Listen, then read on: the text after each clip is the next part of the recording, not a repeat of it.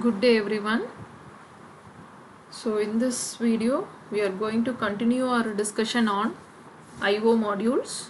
So in the previous lecture we have seen one type of IO module, which is a discrete IO module.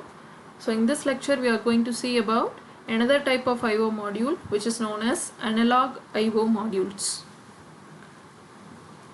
So analog IO modules, so basically we saw the difference between discrete and analog. So discrete is we have only two status, either on or off, whereas analog we will get a continuous signal. Okay, so in case of discrete, the signal value will be either 0 or 1. Okay, so 1, it means that either 0 volts or plus or minus 5 volts, let's say. Okay, whereas in case of analog module, analog signals, the signal will vary from 0 to 5 volt. It can take any value, 2 volt, 3.5 volt, 4.7 volt, anything. Okay, so now to understand how this basically works, let us take an example, that is control of level in a tank. Okay, so this is a tank. We all have an overhead tank in our house, right? So let's say we want to control the level of that tank. Okay, so that, sorry, so this is the tank over here. Now let's say first we are going to use discrete type control. What is discrete type control? So this tank will have two levels. One level is lower level, another one is the higher level. Okay, what I have to do, if the water reaches the lower level, I have to make the motor on so that water will flow inside this tank. And if it reaches the higher level, what I have to do, I have to switch off this motor. Okay, so this is for discrete control. Okay, discrete control, either on or off. So what I will be doing, I will be connecting a level switch at the lower level one, and at the higher level I will connect another level switch. Now what is the output of this level switch? It is 0 or 1. When water reaches the lower level, this low level switch will be on. Okay, so if this is on, I have to make the motor on. Okay, and this motor will be on. Okay, so water will flow inside this. Once it reaches the higher level, here I have another switch, right? If it reaches that particular level, this switch will be on. Okay, so if this is on, I have to make the motor off so that the water will not overflow. Okay, so this is discrete control is concerned. Okay, I can maintain only at low level or high level. Now let us say that I have to, at all point of time, that my water level in the tank, it has to be maintained, let's say at 3 feet. Okay, at any point of time it should not drop below 3 feet. Okay, we are continuously using water in our house. Okay, so now look at the same arrangement. If we have only the discrete switches, that is level switch at the top end, high level switch and low level switch. Now 3 feet will be somewhere around here. Okay, if the water falls below 3 feet, can I control using discrete control? It is not possible, right? Because I have a switch at this end and at this end. Now if I want to make this possible, what I have to do? I have to place another switch at the 3 feet level. Now let's say I want to alter this height to 2 feet level. What I have to do? Again I have to place another switch, right? So for the range between this, that is either low, that is from low to high, if I want to have n number of ranges, then in case of discrete control, what I have to do? I have to place n number of switches and I have to take each and every input. Then I have to make a control program so that the water maintains at a particular level, right? Now if you look at the cost point of view, it is completely waste, right? We have want to invest in so much sensors for maintaining a tank at a particular level, right? So to overcome this, we have analog control. Okay, so analog control is we have a continuous control over a particular application. Now in case of analog control, instead of using switches, I will be using a level sensor or level transmitter. Okay, so what does this level sensor do? Here they have used ultrasonic type level sensor. You can see that there is waves coming here. Okay, so these waves will be reflected back again, and the time taken, from the time taken they will be calculating what is the level of water in the tank. Now if we use a level sensor or level transmitter, what I can do, I can continuously monitor what is the level of the tank. Okay, so even if I have to maintain the water at 3 feet height, okay, once the water falls below 3 feet height, I can program in my processor in such a way that I have to make the motor on so that it reaches the higher level again. Okay, so what does analog control do here? It takes signal from the sensor, that is level output, and it gives to the analog input module. Okay, it is same PLC. Again we have input module and output module. Only difference is this input module, it deals with analog signal, and this output module, it deals with analog output. Okay, sorry, this output module, it deals with analog output. That is the difference. Okay, so to this input module, analog signals can be, that is analog sensor, analog devices can be connected, and to this analog output devices can be connected. So the flow is like this. So this signal will be taken inside this input module. Again it will process the input. It will convert that signal into a signal that the processor will understand. Now you should know that the processor is again digital. So this analog inputs, it has to be converted into digital, right? So here we have another part included in this module which is called as A to D converter, which is nothing but analog to digital converter. Okay, so the signal will be taken, analog signal from the sensor, that will be converted into a digital signal, and that signal will be given to the processor. The processor, we have some control logic written inside, so it will execute that and it will provide an output. So that output is again in the form of digital, right? So what does the output module do?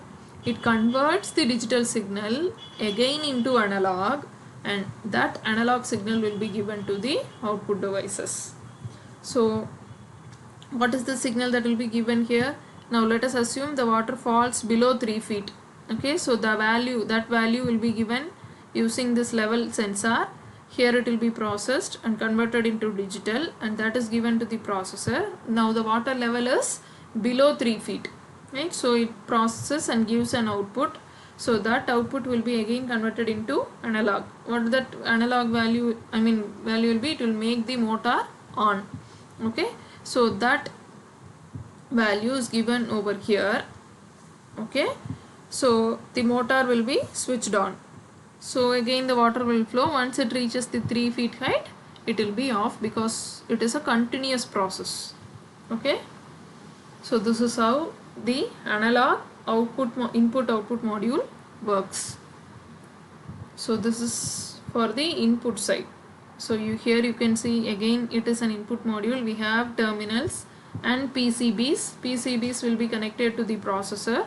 So to this terminals we will be connecting the devices. So here you can see there is a temperature here. For a temperature application they have taken. So a temperature probe is, that is like RTD, thermistor or thermocouple, that is there. So the sensor, and we have a transmitter.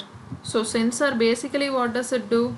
It just senses whatever is there and provides an output. So this transmitter, it transmits the signal generated by this sensor. Okay, so the value of signal generated by the sensor, it will be very low, like in terms of millivolt range. Now the transmitter, what it will do is it will amplify that and then it will give it to the input module. Okay, so here you can see that you have a 0 to 10 volt signal. So assume that from this temperature application for a variation of 0 to 500 degrees Celsius, you get a signal, that is sensor volt of 0 to 50 millivolt. Okay, now this millivolt, it is very feeble. You have to transmit it to the input side, right? So voltages, obviously there will be drop, right? So what we will be doing is, before transmitting, we will amplify that signal using this transmitter, then we will transmit.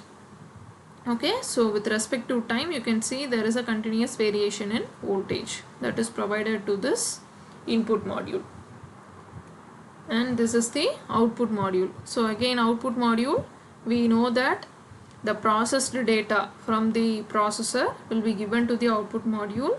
So output module, it will have digital to analog, where it will convert the digital signal from processor to analog 1. Then from that will be given to the common output devices like control valves, chart recorder, electronic drives, etc. Okay, again the output modules also have ranges like this, plus or minus 5 volt, 10 volt, okay, 4 to 20 milliamps or 0 to 20 milliamps, etc. So this picture just indicates the application which we discussed about. So basically here we have discussed the operation of analog modules. Now these analog modules are classified into two types. One is voltage sensing, another one is current sensing. Okay, so voltage sensing, it is nothing but it will accept signals in voltages, whereas current sensing, it will accept signals in terms of currents. That is the difference. Okay, so using sensors, we will be capturing the variation in parameters like temperature, speed, level, flow, weight, pressure, etc. Okay, so all these sensors will generate electrical signals. That signals will be either in the form of voltage or in the form of current. Okay, so if it is in the form of voltage, we have to go for voltage sensing module. If it is in the form of current, we have to go for current sensing module. Okay, now this voltage sensing module is again classified into two types, which is known as unipolar, and another one is bipolar. Okay, what does unipolar mean? So the name itself indicates unipolar. We have only one pole, that is one in the positive side. Okay, so the input signal, it will vary only in the positive side. So the range, it will be like something like the 0 to 5 volt, plus 5 volt, or 0 to plus 10 volt. Okay, so if this is the case, then we'll be using unipolar voltage modules. Okay, bipolar is, we have two ends. Okay, bipole, we have two ends, so the signal will vary between minus to plus. So it will switch between a maximum negative value and a maximum positive value. Okay, so it will vary from something like this, minus 10 to plus 10, or minus 5 to plus 5. Okay, so there is another parameter called resolution. So resolution, we know the definition of resolution. It is the smallest change in input signal value that produces an output.